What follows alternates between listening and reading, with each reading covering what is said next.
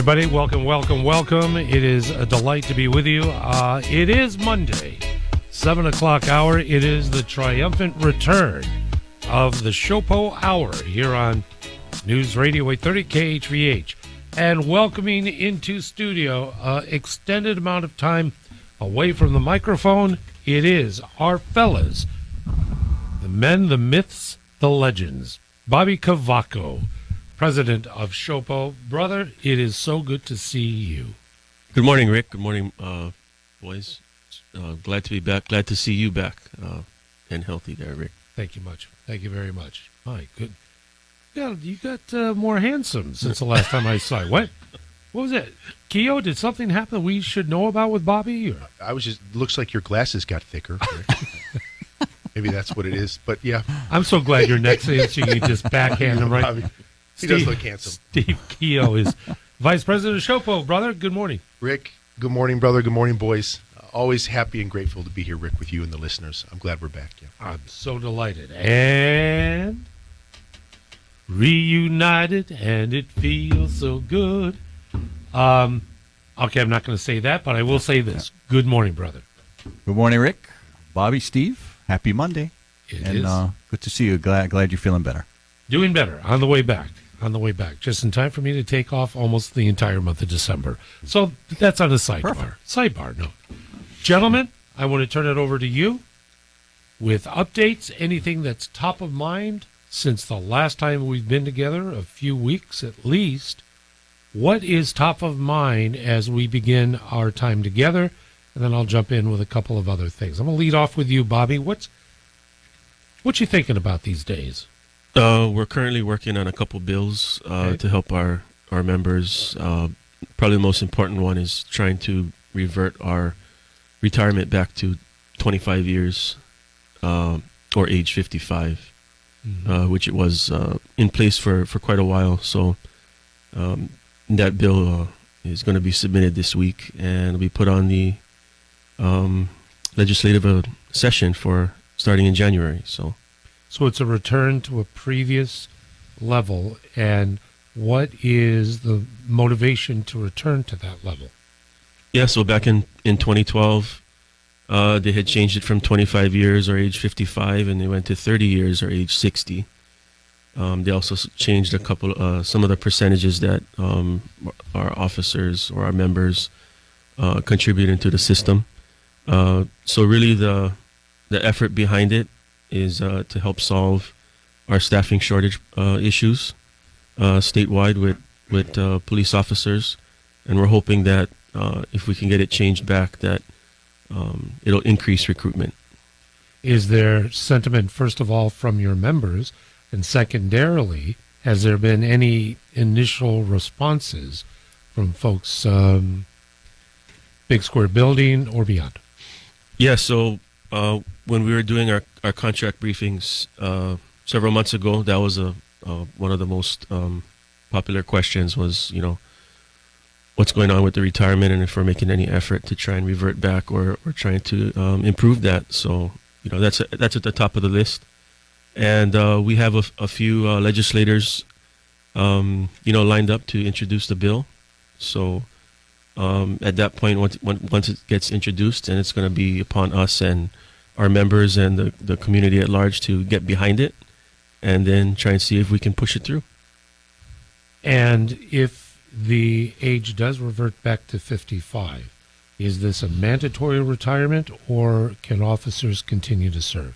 No, officers can still continue to serve, but that would be the baseline, sort of say, where the soonest that they could go out.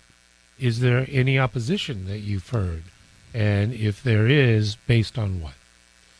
I'm sure the opposition might come from the pension system, the ERS, the state. And I think that's where the complicated part is going to be coming in, because we're already 10 years to where the system was already changed. So I think the issue is going to be how do we revert back? But then we have these group of officers that came in where the retirement was changed. Would there be a proposition for retro activity in any way, or is it simply moving forward from the date of passage of the bill? It would definitely be moving forward, Okay. passage, but then we would still fight strongly to include those officers that did come in after 2012. Definitely, Now, the session's coming up soon. yes, My goodness very gracious. very quickly.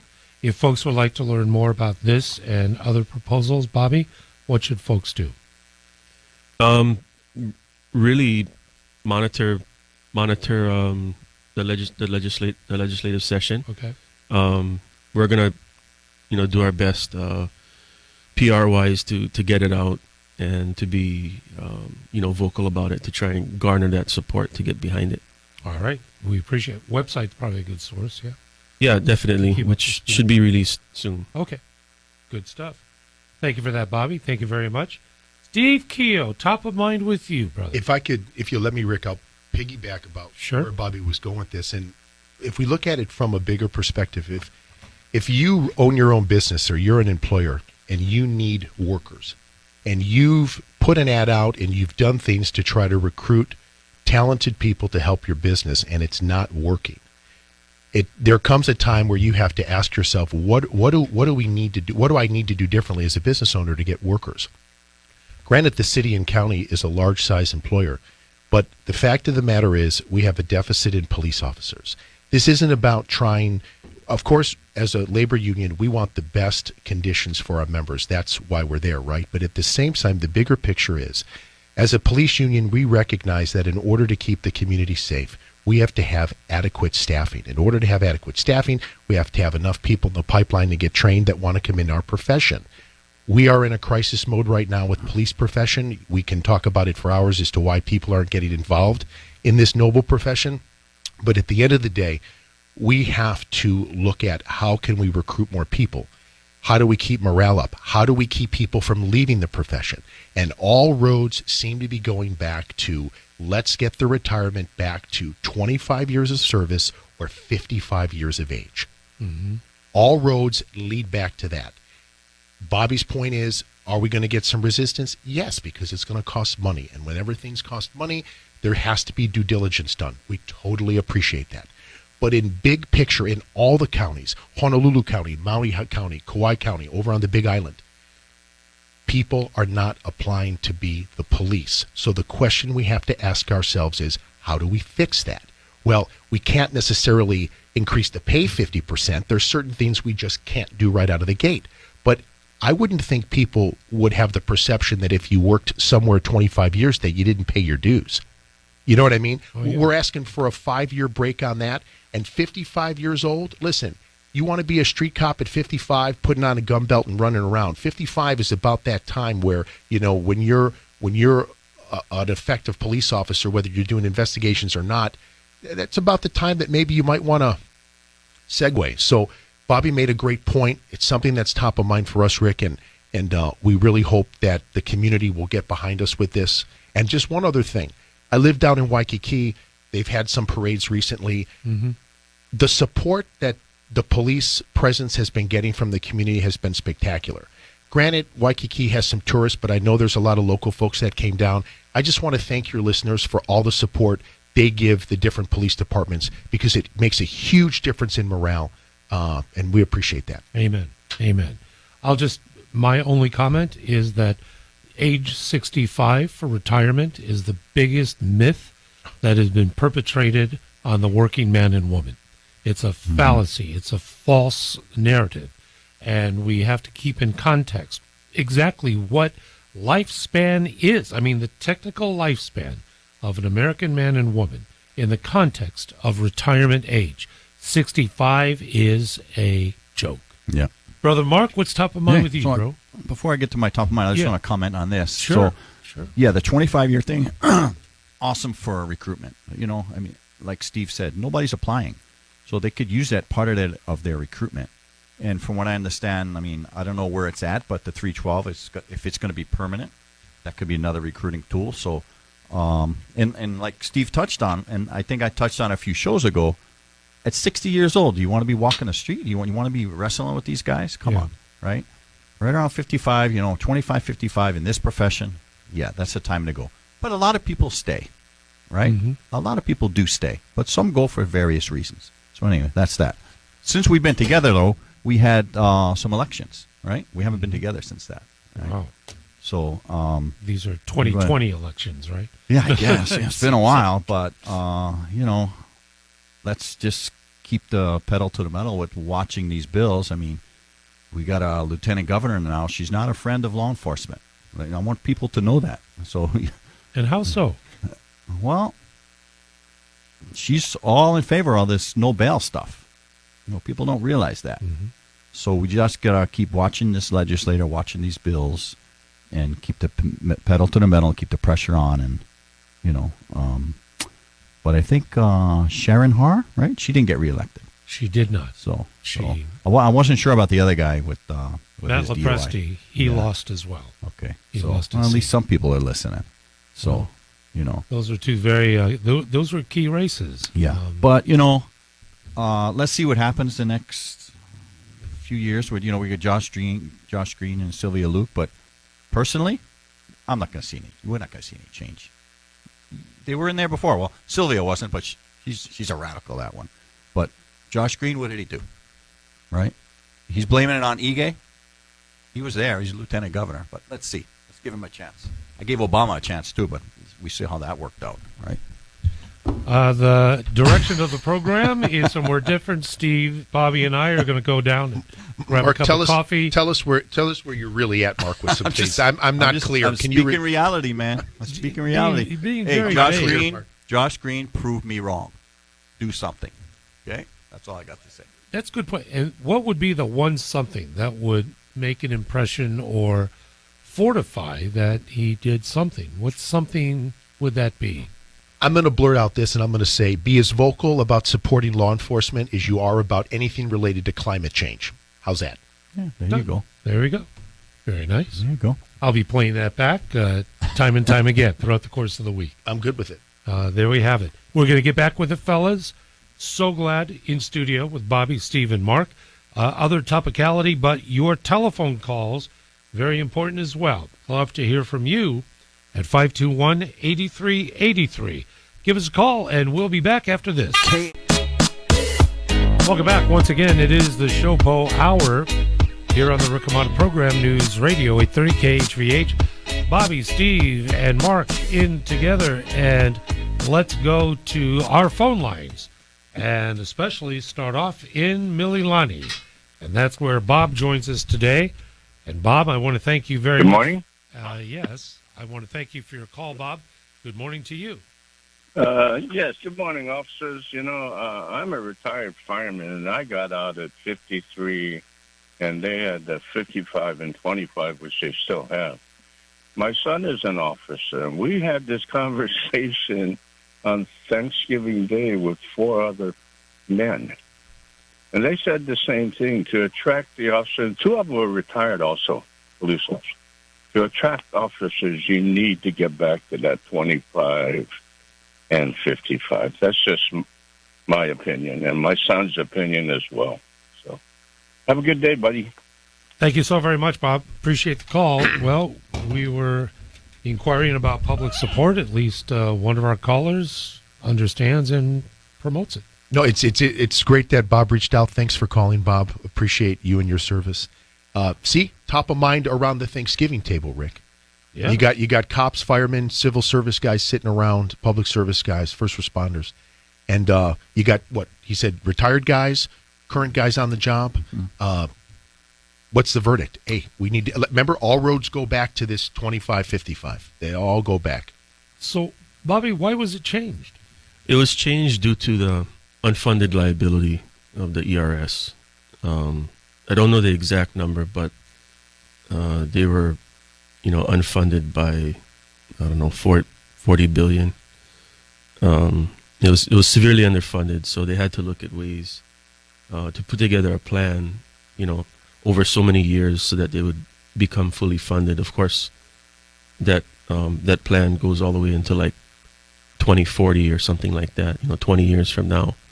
But that change that they made is supposed to, funnel more money into the ERS to get it up to speed, so to say. So ERS, function of the state. However, the budget for HPD and other counties at the county level. Has there been any conversation with either Mayor Rick Blangiardi and or council members in regard to the budgetary levels that city and county has? Because on the state level, we are experiencing a $20 billion infusion, which has led to a remarkable budget surplus of over $2 billion, and we have an $800 million rainy day fund, and both amounts are expected to increase over the next 4 years. So at least from the state level, if there's a crying foul that finances are the limitation, that can be easily negated by the amount of money the state has, but the city might be a little bit of a different issue. Mark? Another thing, too, during the Cayetano administration, they took out of the ERS to put into the general fund. So they rated the ERS, our retirement system, so that's why it's underfunded. That's a big part of it. Yeah, it was. So if you have a surplus, pay it back. Don't put it on the backs of the working people. Well, they took care of Department of Hawaii and Homelands, Yep. to the tune of $600 million. Yep. So that retro is more than appropriate. Absolutely. Other thoughts, Bobby? Yeah, well, it was about 300 million they pulled back then out of the ERS, which is all of the members' contributions. Yep. So you compound that With interest. over the time with the interest, it'll reach into the billions, which is, I think, a very large reason why the system is in its present form. Well, that was one of the worst financial issues of not only of the day, but ever since. Because under John Waihee, there was a $650 million surplus that led in to the 94 elections. And in Governor Ben's State of the State address, 1995, whoops, we're $300 million in debt, which is $1 billion swing. And that just, I know I was having conniption fits over that on the air, but it's like an invisible story. So thank you for reminding us, Mark, about that action and the long-term effects. News Radio 830 KHRH 730. What? Time flies. What's going on? We got to be more or less interesting. This time is flying by way too fast. Brother Steve, fill us in. Can we connect online? Are we up and ready? Or what's the best thing we should do to stay connected with SHOPO? Sure. Come visit us at shopohawaii.org. From our platform there, you can reach us on Facebook, Instagram, and Twitter. And as for our website, Rick, that we've been working on, I think we're probably about a month away from launching this thing. It's going to be fabulous. Awesome sauce. It is the SHOPO Hour with Bobby, Steve, and Mark. We're going to take your calls when we come back. Very short break. News Radio 830 KHVH. And once again, glad you're with us here at the SHOPO Hour.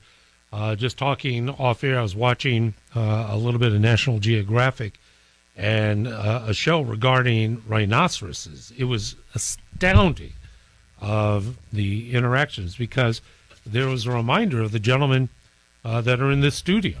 Very regal, very authoritative, very bold, courageous. When they're in a ring together, I mean, and it's not a cock and bull story. I mean, I'm serious. When you have these elements, all these qualities with the fellas in studio, it's just a reminder of Bobby, Steve, and especially Mark. And I'm glad you're with us here. You know what? It took me a moment to process everything you just said. I know when I look at Mark, I think rhinoceros. So yeah. That's it. Yeah, it's the first time I've been called a rhinoceros. Yeah. All right. I have Thanks, a Rick. feeling it shan't be the last. Yeah. I shan't be. Big Island. I understand that the selection of the new chief is the process underway. Has it been completed yet? Do we know where we are in the process, Bobby? It's moving pretty quickly. They're down to the final 5, I believe. And then there's a public testimony, I believe, in the middle of December, 12th and 13th. And then I think they're going to make their selection by the by the end of the year, so within a month. Is it an arduous process, and what are the procedures in the process? What is considered? What is the vetting for that position? Well, I think they had a total of 44 candidates, and then they dwindled it down from there. But there's various requirements that you have to meet. I don't know the specifics for the chief of police on the Big Island and what the requirements were, but I know that there were candidates from out of state. There, candidates from in-state, from the other three police departments. So obviously, you have to have, I believe, at least 2 or 3 years of management or serving in an administrative capacity. I'm assuming you have to have a degree. And they conducted interviews.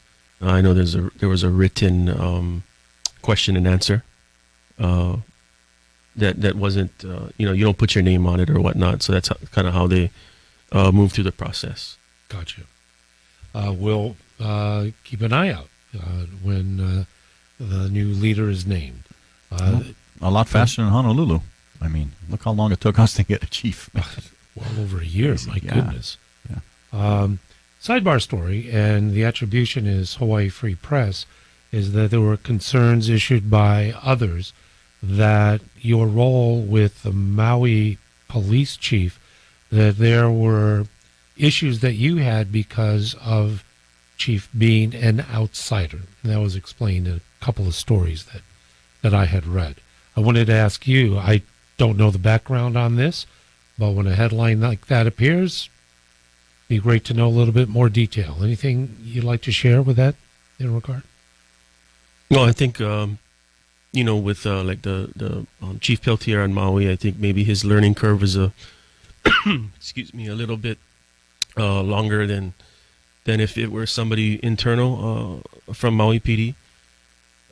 As far as serving in the lead role of the department, we just saw the recent resignation or retirement of the deputy chief, which came from same department. So it seems like it's running a little bit smoother with the new deputy chief there now. But only time will tell. Rick, we've commented on this before, and SHOPO's position is we feel that preference should be given to internal candidates first, clearly not ruling out the talent that could come in from far and wide, but we feel that preference should be given to internal candidates. We also feel, respectfully, that if an external candidate for chief would be chosen, then it's critical that an internal deputy co-lead, be the number 2, come from within. Super important. And for all intents and purposes, it's the most important responsibility of a police commission is to choose the police chief. They can go round and round with taking civilian complaints and round and all, but at the end of the day, fundamentally, it's the most important thing that this group of individuals can do. Because I don't think anybody would think that the chief of police position is not something that comes with tremendous responsibility, it's a huge deal. It's a huge deal. So regarding, let's talk about myself. I'm not the chief of police. I'm a transplant from Chicago. I was flown here, not grown here. I assimilated. I made it work. The chief of police, that's a little bit different story. Again, look internally first, see what you have. If you happen to go external, then you got to pick it. It can't be. I think you're like to Bobby's point with learning curves. If you have a 1 and 2 that are both from the outside, how do you navigate that? Yeah. Just putting it out there for conversation. There's good synergy. Make it work. Communicate, and go from there. Mark, is there any insight in the exactly what both Bobby and Stephen mentioned? Of an acceptance by rank and file, or at least maybe the differentiation between the management side versus rank and file side, and how those two can either commingle or how there can be a growing separation or abyss if it's not taken care of. Well, to these guys' points, Hawaii is a unique place, right? So to have an outsider come in, it's going to be a challenge for any outsider to come in. And not that they're not qualified, but it's just unique over here. So to Bobby's point and Steve's point, if you have a number one and number two from the outside, it's going to be a challenge for them to acclimate to, what's going on over here. In Honolulu's point, right? So we have Chief Joe. Yeah, he was here, but he's technically an outsider. He's been out of the game for a while, but he's got a number two that's been here. So the transition, is pretty smooth. So he's got a leg up there. As far as the separation, there's always going to be the separation between upstairs and the rank and file. I don't care how good you have it. There's always going to be that separation. That's just the way it is. And how could you fix that? Upstairs, I'm talking, captains and above, they need to come down and they need to get and talk to the rank and file. I remember when I first got promoted, right? Some of the investigations, they teach us how to do this, how to that, and as a rank and file person, I had no idea. But then it kind of made sense. So explain it to these people. Go down and talk to your rank and file. Right? When I was a major in Waikiki, I was in that squad room every single day talking to the rank and file. What's your concerns? What's this? What's that? Right? Upstairs, they need to get down. And I get it. The fourth floor captains, assistant chiefs, deputy chiefs, the chief, I get it. They're busy. They have a lot to do up there. But you got to make the time. You got to make the time for the rank and file and go talk to them. When Steve was, I think, talking about making his point for internal candidates, I believe he was speaking not specifically within that particular department, but candidates also from the other police departments too within the state, because those candidates clearly understand the way departments are run, with the police commission, with city council, with the collective bargaining agreement. So when he was speaking internal, meaning somebody within the 40 police departments serving in that capacity here. It's almost as if there's a differentiation between somebody coming from the mainland here than somebody going to the St. Louis Police Department from Kansas City. There's more commonality, there's more, I'm just assuming, correct me if I'm wrong, but there's more of that. We are different. We are unique. We have not just the cultural, we have the logistical differences. And that's so very important in order to make any organization efficient, especially public service, especially in upholding and enforcing law. Rick, as you're talking, and Bobby's exactly correct. If you're within the state, that, within the different counties, that's really important. I was just thinking as Mark was talking and you guys were talking, the chief of police has a unique position because they're the number one guy for a paramilitary, law enforcement agency. But at the same time, they have to navigate the political side of things. We would hope that whatever chief is picked for the Big Island and chiefs all across the different counties, that they're with the new group of politicians that were elected, we would hope that the police leadership for the different counties takes the time to build relationships with these people and not be afraid to tell them if their policies or viewpoints are detrimental to our members. I'm going to say that again. Police leadership within this amazing state, if they could develop relationships with the recently elected politicians, especially at the higher levels, and not be afraid to speak to them, even if it's privately on the side. If perceptions, policies, and whatnot start going down a road, because we don't want to become, we've said this on the show before, Rick, we don't want to be a Seattle. We don't want to, how's this? We don't want to be a California. We don't want to be a Baltimore. We don't want to be a New York. We don't want to be those cities. And to Bobby's point and Mark's point, police leadership, they not only have to motivate the rank and file and build relationships in the squad room, but build relationships with the community and with the people that are elected to represent the community. Bobby Cavaco, Steve Keogh, and Mark Criccio. In studio, it is the SHOPO Hour. We resume with your calls. Give us a call, 521-8383. Anything and everything pertaining to our men and women who serve with our Honolulu Police Department and all across this state. On News Radio 830 KHVH, Brother Steve is, of course, Vice President.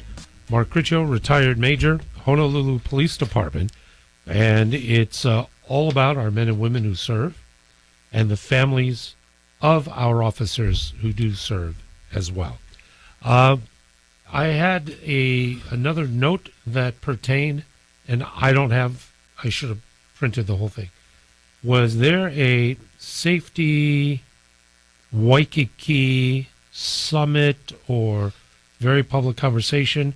There was a concern expressed that perhaps the true numbers of violent crime in the district were not being shared at this summit, and I'd like to get your take on any details that you may have. So when I was a major, I attended this thing. It's Mufi puts it on with the I forget where HLTA. Yes. Yeah. And a lot of people show up, and the police department does their presentation. And one news outlet came out, said that HB was not being transparent with their numbers, right? So, and I give Chief Joe a lot of credit. When he did his press conference for the concealed carry, at the end of that, he addressed that. Yeah. And they had nothing to do with non-transparency, okay? For that summit, there, whether it be the neighborhood board or WBID or WIA, they're looking for certain numbers, and that's what we give them, So they were concerned about murders, forcible rapes, and all that stuff, and then I think Major Platt addressed it pretty well, saying, not 100%, but there's a lot of, we can't do much about it. It's inside, we can't be inside every bedroom, right? We can't be inside every hotel room, right? And that's not the numbers they were looking for. So, but, the news is one particular news station. They like to put the spin. We're not being transparent, okay? And that's furthest from the truth. And Chief Joe and Major Platt addressed that. Can I just say this about transparency? That's a bunch of bull. Yeah. You have the chief of police here once a week, just like what we do. Yes. Completely open. Can take challenging calls, make public statements that can all be vetted, verified, or what have you. He does his own online. I think it's Day with the Chief or something that is on social media platforms. That it's like, here, what do you want to know? I got it. I'll show you anything. Yeah. The only question I would have is the process in the tabulation of crime statistics. If there is the accepted, verifiable, and authoritative number that we can say these number of crimes were committed, and that's how we base whether there's an increase or decrease over a certain period, a consistent source of information. Is there a consistent source, and what would that source be?